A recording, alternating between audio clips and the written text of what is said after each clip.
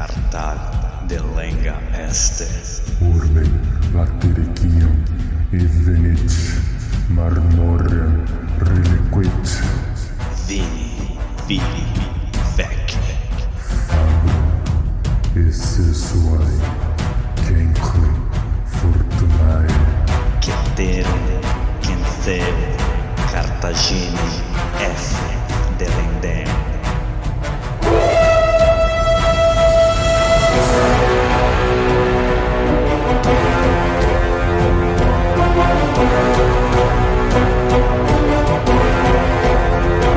Olá, amigos. Alô, galera. Estamos de volta para o 78º episódio do podcast Roma Nua e Crua. Quem vos fala é Bruno Prandi, seu apresentador e editor deste humilde podcast. E pro nosso mural de recados...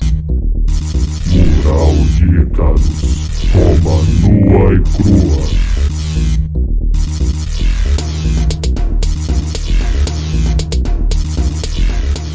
Bom, pessoal, queria pedir aqui para vocês encarecidamente ajudarem a divulgar esse podcast nas redes sociais, para os amigos, colocar avaliação nos agregadores de podcast, comentários lá, isso tudo ajuda muito a encontrarem a gente, a nosso humilde podcast chegar a quem se interessa pelo assunto. Então peço encarecidamente que me ajudem a divulgar o podcast, comentando nos agregadores, avaliando nos agregadores, curtindo nas suas publicações nas redes sociais, espalhando para os amigos. Então, gente, estou aqui sozinho nessa empreitada, então me ajudem divulgando, fico muito grato. Dito isso, vamos saudar a tetrarquia.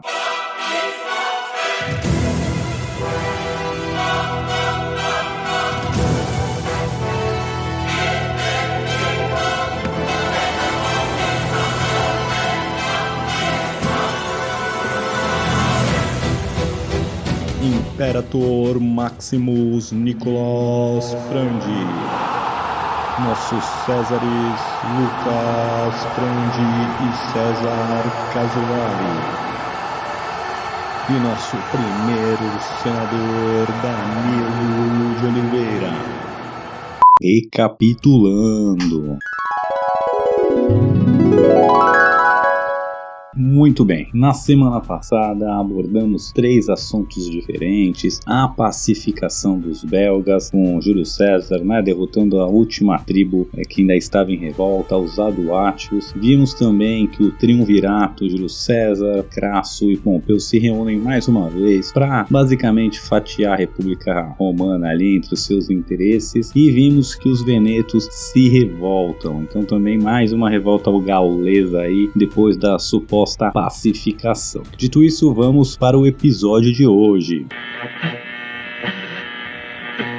Mamma mia! É Bruno! No podcast Roma Nua e Crua. Bom, pessoal, quero começar dando uma corrigida no último assunto abordado na semana passada. Geralmente tento pegar um tema e explorar ele por semana, não abordar coisas diferentes, mas como tá muito corrido o ano do JC na Gália, aconteceu muitas coisas e eu tive que abordar esses 3 assuntos. Eu acho que deixei um pouco a peteca cair quando abordei dessa última revolta gaulesa aí dos venetos.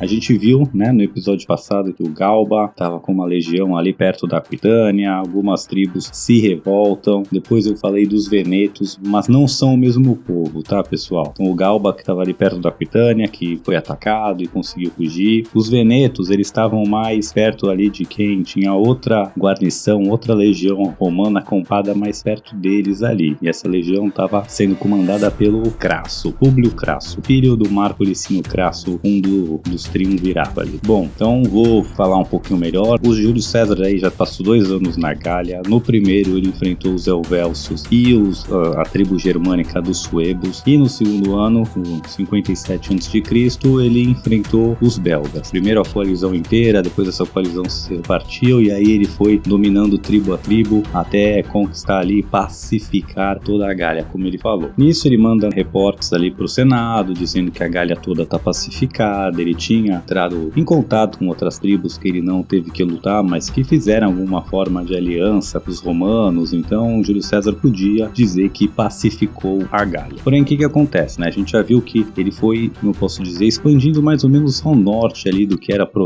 as províncias romanas ali, de Ilírica, da Gália Cisalpina. Então vamos dizer que ele foi expandindo norte até chegar ali na costa do Oceano Atlântico. Para oeste, assim, na Gália, ele foi mais fazendo acordos, mandando os seus tenentes, né, os seus lugar-tenentes lá para conseguir acordos, trazer uma paz, uma aliança, mas ele não necessariamente militarmente passou por outras regiões. Então ele disse que a Gália está pacificada, que, né, quem não é subjugado pelos romanos é aliado dos romanos, mas isso era no papel. O que aconteceu? Então depois que ele venceu os belgas, ele de novo volta para a Gália Cisalpina, se reuniu lá com o triunvirato, que a gente já abordou semana passada, e como a gente também abordou, ele deixou suas tropas hibernando ali na Gália e espalhou elas pelo território gaulês para não consumir, né, os recursos de um território só, ou deixar todas as suas forças num lugar só, expondo outras partes, né? Então assim ele já tem uma defesa melhor e não consome tantos recursos. Mas por que surgiram essas tretas novas? Não sei. Então o Galba ali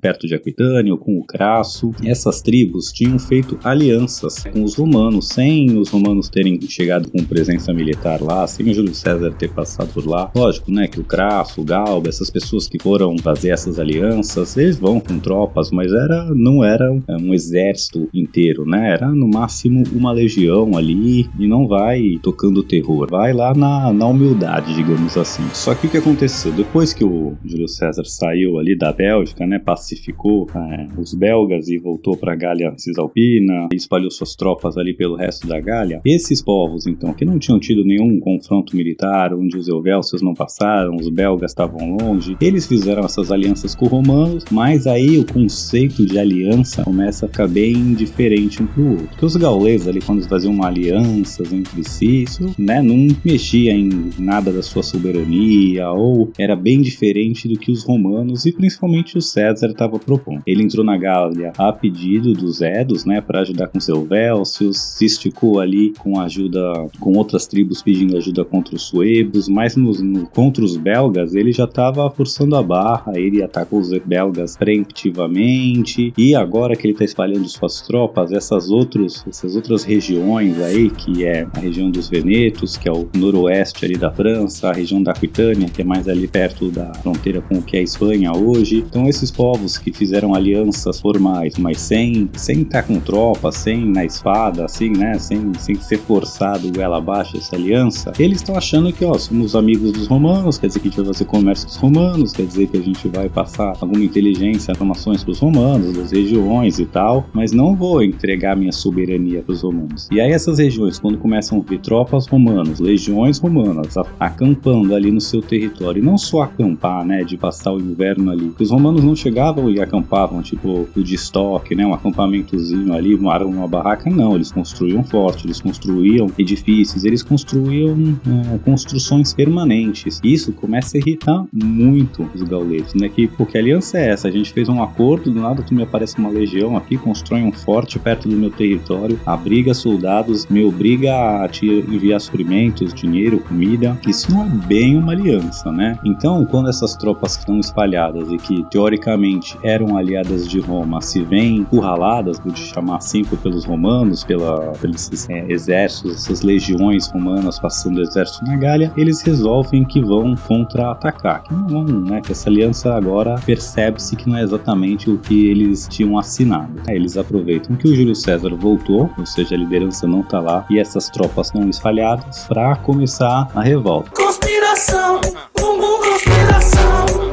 A gente viu do Galba na semana passada um pouquinho, que eram com povos ali da Aquitânia, e vimos também que os Venetos, que é agora a maior tribo, a revolta principal, estava ali perto do Públio Crasso também. E esses Venetos, eles apreendem os tribunos militares que foram lá coletar grãos e tributos, mas principalmente em forma de comida, e eles prendem esses oficiais romanos e os mercadores e exigem então que os romanos lhes devolvam os reféns que eles mandaram para selar a aliança. Então eles tentam dar um checkmate checkmate ali e trocar os seus reféns que eles enviaram pelos tribunos militares romanos e pelos mercadores. Antes de seguir, eu quero só destrinchar um pouquinho melhor. Então a gente viu que César era o comandante ali da região, ele tinha 8 legiões. E os lugares tenentes, ou tem outros nomes, os legates, eram as pessoas que controlavam uma legião. Então, né, a legião tinha cerca de 5.000 homens, iam ter quase 50 centuriões, iam tendo vários oficiais. E tinha o legado ou lugar-tenente, tem algumas traduções aí, que comandavam, que era o comandante da legião inteira. Então a gente viu que o Públio Crasso, ele era o comandante de umas legiões, o Labieno era comandante de umas legiões, tem também um irmão do Cícero lá, que também é Cícero alguma coisa, comandava uma legião, tinha um Sabino, tinha, né,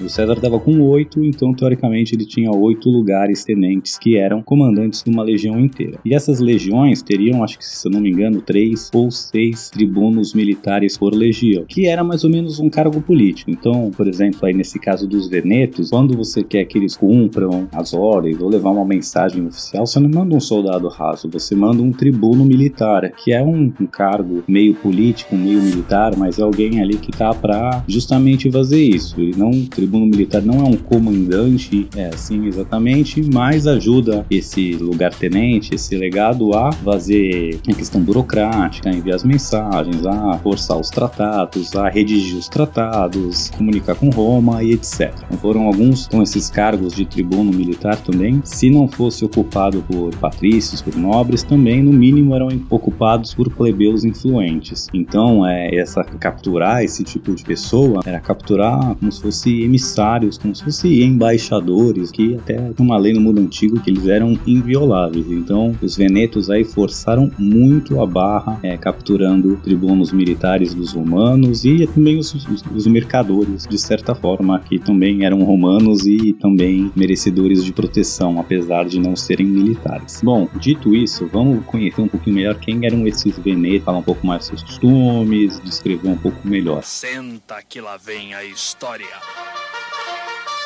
Então eles ocupam o que é hoje a região da Bretanha, tá? Ou seja, o noroeste, ali na França, banhado pelo Oceano Atlântico. Eles eram um povo marítimo, diz Júlio César, que é primo ou consanguíneo dos povos que habitam a ilha da Bretanha, né? Que hoje é onde tem a Inglaterra e os outros países, a Escócia, País de Gales, etc. Então, o que eles tinham de vantagem? Eles eram os melhores navegadores da Gália. E não só isso, eles eram acostumados a navegar o Oceano Atlântico, que era um mar completamente diferente do que é o mar Mediterrâneo, né, que é um mar fechado, né, um oceano aberto. Então a questão de correntes, marés, ventos é muito diferente do Mediterrâneo. Então agora que o César não estava ali em peso, eles acham que estão de boa para se livrar dos romanos. De novo eles estão naquele papel de quem assinou uma aliança, achando que a aliança era o que eles consideravam aliança, mas quando eles se dão conta que a aliança com os romanos é submissão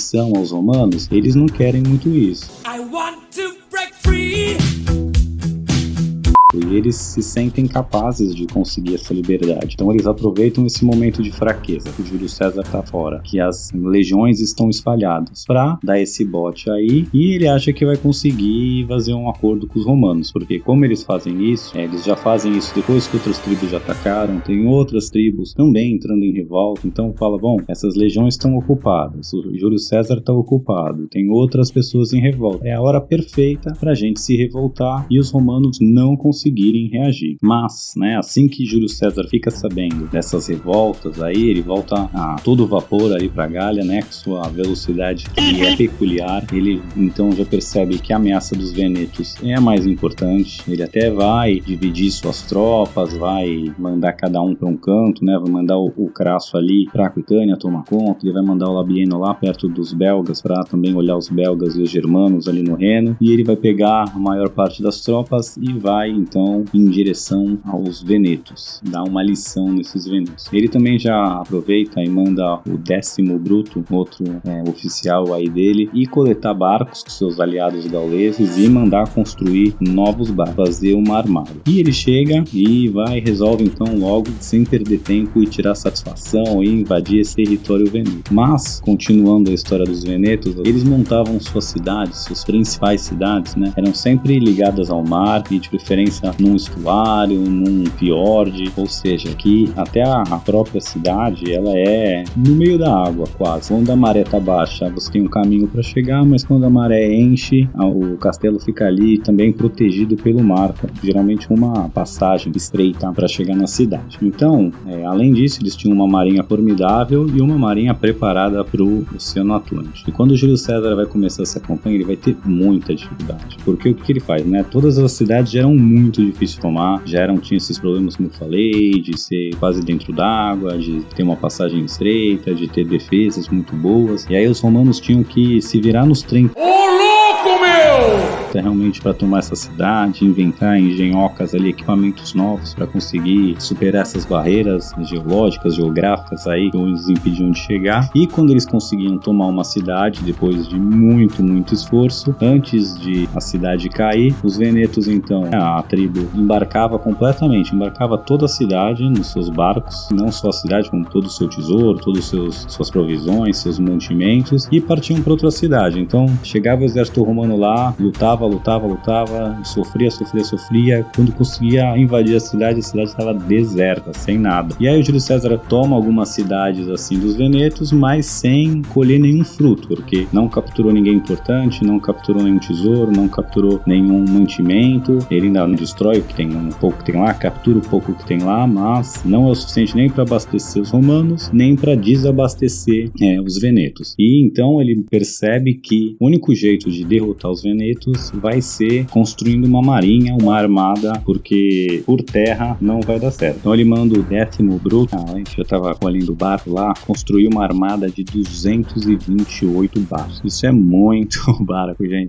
Não só pelo número ser absurdo e construir isso, né, rapidamente, acho que são cerca de 3 meses que ele vai levar para construir toda essa armada e toda essa frota, e mais que o tempo, o custo disso é exorbitante. E não é o Senado ou o Estado romano que está bancando, e meio que Júlio César do próprio bolso. A gente já viu aqui, né, nos primeiros episódios, o quanto Júlio César estava endividado, realmente devendo as calças, até ele chegar nesse comando na Gália. Ele pegou dinheiro emprestado para se eleger Pontifex Maximus, ele pegou dinheiro emprestado para se eleger cônsul, ele pegou dinheiro emprestado para fazer campanhas políticas, né, desde as primeiras, para ser edil, para ser pretor. Então assim, ele devia as calças. A gente já viu aqui que, né, o Crasso tinha que ir lá salvar a barra dele várias vezes aí, mas agora, após 2 anos de Gália, ele já tá todo pimpão. Eu sou rica! Já recrutou mais 4 legiões sem a anuência do Senado, ou seja, sem o Senado também tá pagando por isso, ou seja, ele tá bancando teoricamente do bolso dele. Manda construir uma frota de 228 navios, uma coisa absurda num tempo muito curto, que exige mais custos ainda. E de onde ele tá tirando esse dinheiro? Bom, ele bateu os Helvécios, ele bateu os suevos, ele bateu os belgas. A gente viu que a última cidade ali, que os aldáticos, ele vendeu 53 mil pessoas para escravidão direto. Então ele tomou tesouro, trem de bagagem, vendeu como escravos muitas pessoas, e agora ele já não é mais um cara devedor, ele já tá nadando de braçada no dinheiro a lá Patinhas. Por isso ele faz o que ele faz. Agora ele já está podendo se financiar completamente, tanto para recrutar soldados quanto para construir marinha, e ele já está muito rico. Mas vamos abordar isso um pouco mais para frente, mas só esse parênteses aqui para quem vem acompanhando, o quanto que ele já mudou de vida e já subiu na vida. Bom, construída a armada romana, eles vão então agora tentar perseguir os venetos. Mas nos primeiros embates também vai ser um belo fracasso. Por quê? Bom, os barcos romanos, a gente já viu aqui nas guerras púnicas, eu acho que quando eu abordo a marinha romana, mas eles usavam mais triremes, 5 remes, que eram barcos preparados para o mar Mediterrâneo, né? Eles eram híbridos, tinham velas, mas eram também a remo, depois chamava triremos, quinquirremos, que era quantas fileiras de remos iam ter, e sua tática, né, de enfrentamento naval era a proa ali reforçada, e eles batiam com a frente do navio, na lateral do outro navio, para quebrar um navio. Era algo assim que acontecia no Mediterrâneo. Mas o Atlântico Norte era um bicho completamente diferente. E os barcos dos venetos também eram completamente diferentes. Eram mais um estilo caravela, assim, porque eles eram só barcos de vela. Eles eram muito mais altos do que os barcos romanos e feitos de um material muito mais resistente, e eles também eram muito mais rápidos. Isso quer dizer o quê? Não sei. Que as táticas romanas de usar os remos, de bater, não adiantava nada. Os romanos a gente já viu também lá nas guerras púnicas na primeira, que eles desenvolveram um corvo, que era como se fosse uma estaca que prendia um barco no outro para eles abordarem e embarcarem no navio inimigo. Mas como os barcos eram muito mais altos também, esse corvo não funcionava. Fora as marés, os ventos, que era, como posso dizer assim, o dia a dia dos venetos, para os romanos era algo completamente novo, que eles também não sabiam lidar com isso. Então os primeiros embates navais também foram bem frustrantes para os romanos. Mas a perspicácia romana não se constrói um império dizendo, não dá, vou abandonar. Até o próprio Décimo Bruto, ele vai pensar aí, desenvolver uma nova engenhoca aí para colocar nos barcos romanos, que é tipo um gancho, como posso dizer, como se fosse um anzol gigante. É meio difícil explicar, mas é um equipamento que é para lançar nas velas e cortar as velas dos barcos inimigos. Então, depois de eles prepararem essa nova arma, esse novo recurso, o JC então bota toda a sua marinha de uma vez, os 228 barcos, para perseguir os venetos. E os venetos, vendo que os romanos reuniram toda a sua armada de uma vez, eles estão babando, porque é a chance de a gente destruir a armada romana, a frota romana, e forçar Júlio César a fazer um acordo com a gente aqui, que sem frota ele vai ficar para sempre nessa, perseguindo a gente sem nunca conseguir pegar. Mas, o Júlio César nem entra nos barcos dessa vez. O Décimo Bruto aí vai ser vai comandar a frota, e ele vai escolher os seus centuriões ali para comandar cada um barco, e ele vai, então, o Júlio César e o resto dos romanos ali que não estão embarcados estão todos de olho ali à beira-mar, vamos chamar assim, vendo o que está acontecendo, e começa então a treta naval.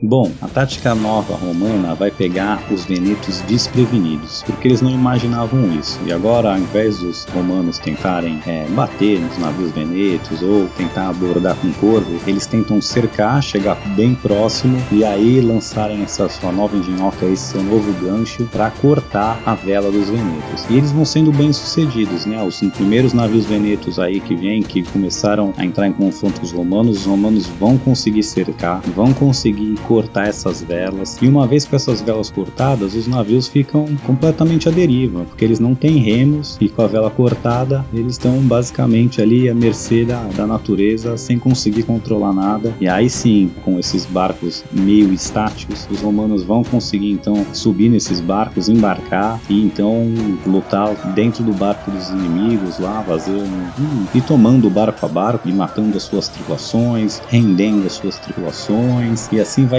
desenrolando a batalha. Os romanos cada vez mais conseguindo arrancar as velas dos navios venetos, e os venetos então, quando começam a perder um número razoável de barcos, eles veem que, deu ruim, a gente achou que ia destruir os romanos aqui, mas eles vieram com essa tática nova, quer saber? Vamos abandonar a treta, vamos fugir, e outro dia a gente se reagrupa, pensa uma maneira de uma tática que a gente consiga anular essa arma romana nova, vamos meter o louco e fugir. E aí a maioria dos barcos, os que não foram pegos, então começam a bater em retirada, só que aí que tem aquele soprinho do destino, né? Júlio César é um dos mais excelentes generais aí de toda a história, mas ele mesmo também se coloca como um dos mais sortudos, e ele tem até uma frase que é "Lucky favors the bold", que é mais ou menos a sorte favorece os ousados, e a ousadia é o que não faltava pro Júlio César. Nosso lema é ousadia e alegria.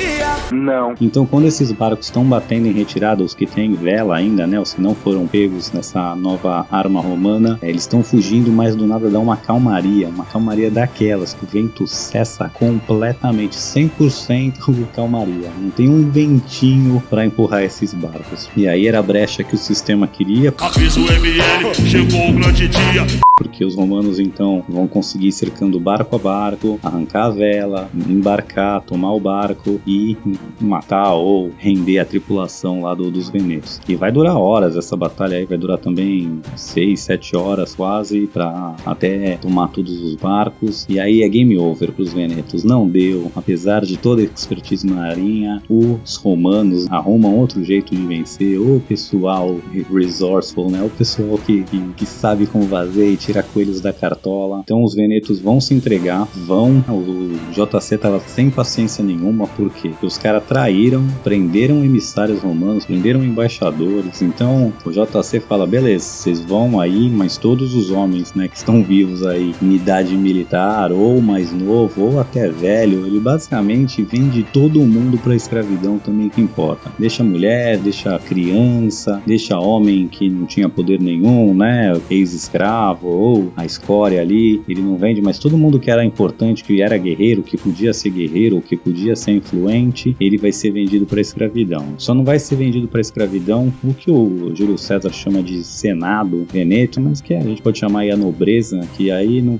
é nem escravidão. O Júlio César vai realmente matar geral, matar todo o Senado dos Venetos, e todo o resto de importância vai ser vendido à escravidão. O Júlio César também já viu que dá pra fazer uma graninha boa, então pra que perder tempo? Bom, os Venetos estão subjugados, estão pacificados. As outras tribos ali da Aquitânia, que estavam em confronto com o Crasso, com o Sabino, teve umas batalhas menores aí entre esses povos, algumas dessas tribos e algumas legiões romanas, mas já foi algo em menor escala, e quando os Venetos caem e Júlio César sai triunfante, todo mundo já resolve logo fazer as pazes, vê que se agora Júlio César resolver se concentrar contra eles vai ser o fim, então todos logo pedem pinico, e agora sim a gente pode dizer que a Gália está 100% pacificada, porque o Júlio César já mandou suas tropas nos 4 cantos da Gália mesmo, e em todos os lugares agora foram pacificados e são aliados romanos. E agora já não tem mais aquela de a gente não sabe que o Júlio César veio fazer aqui, foi escancarado mesmo que ele veio dominar.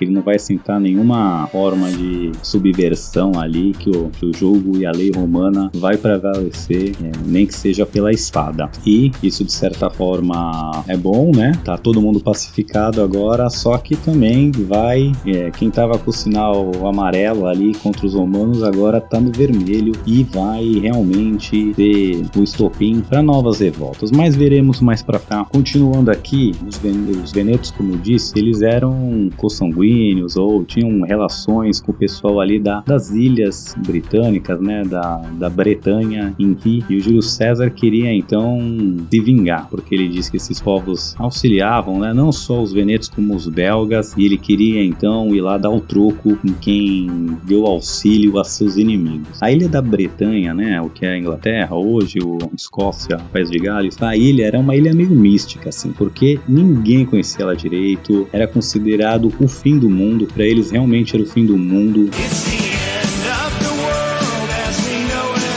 Era a última coisa, né, que dava para ir pro norte, depois achava-se que tinha um abismo, quer dizer, nem sei o que achavam, mas se dizia que a Bretanha ali era o fim do mundo. E muita gente nem acreditava que ela existia. Era mais ou menos o que o Acre pro Brasil é hoje. Uns acham que existe, outros acham que não, rola aquela dúvida, mas era uma coisa mística. E o JC queria ir lá, ia ser uma bela PR ali, uma bela jogada de marketing, né, de chegar no fim do mundo e onde ninguém jamais foi, né? Nenhum romano pisou. Ele já estava fazendo isso pela Gália, mas a Bretanha era um passo a mais. E ele começa então a se preparar para isso. Só que coisas, o mundo antigo é complicado, né? Lembra os suebos ali, que logo no primeiro ano do JC na Gália ali, ele lutou com essa tribo germânica dos suebos, que tinha o rei Ariovisto. Bom, o JC, né, os romanos venceram essa tribo, expulsaram o que sobrou para ela lá pro outro lado do rio Reno, fazendo eles voltar pro que era a Germânia. Tinham outras pessoas, né, outras tribos e outros soldados se preparando para invadir a Gália quando o JC vence os suebos, e E agora o que sobrou desses soldados, né, todos que estavam ali com o território na Gália e tiveram que voltar, o que acontece é que essa tribo dos suevos agora volta para a Germânia e estão sem território lá na Germânia e estão com um monte de soldados. Então eles começam a guerrear com os próprios germânicos ali onde eles estão, tentando tomar a terra dos seus co-cidadãos ali, dos seus irmãos germânicos, né, as outras tribos. E aí o que acontece é que esses suevos começaram a expulsar outras tribos germânicas dos seus territórios. Essas tribos expulsas pelos suevos começam a migrar e começam de novo a invadir a Gália, ali perto do território dos belgas de novo. E os belgas, que recém-vencidos pelos romanos, eles não se defendem, eles meio que até incentivam os germânicos a vir, não, te dou comida, olha, as tropas romanas estão ali, estão acolá, começam a passar inteligência, dar comida, para ver se agora os germânicos, essas outras tribos germânicas botam os romanos para correr de vez. Esse mundo antigo é muito complicado, né? Mas essa treta a gente vai deixar pra semana que vem, ver o que vai acontecer com esses germanos invadindo a Gália, outras tribos vão aproveitar para se revoltar. Fique com a gente e até! Alô amigos, alô galera, só lembrando que ainda tá muito fácil de participar do nosso seleto grupo de apoiadores carinhosamente apelidados de Tetrarquia. Você que gostaria de contribuir com este humilde podcast, por favor entre no link que está na descrição para visitar a nossa página do Padrim. Lá contém todas as informações necessárias e você poderá deixar seu nome registrado para sempre na história da educação brasileira. Vem!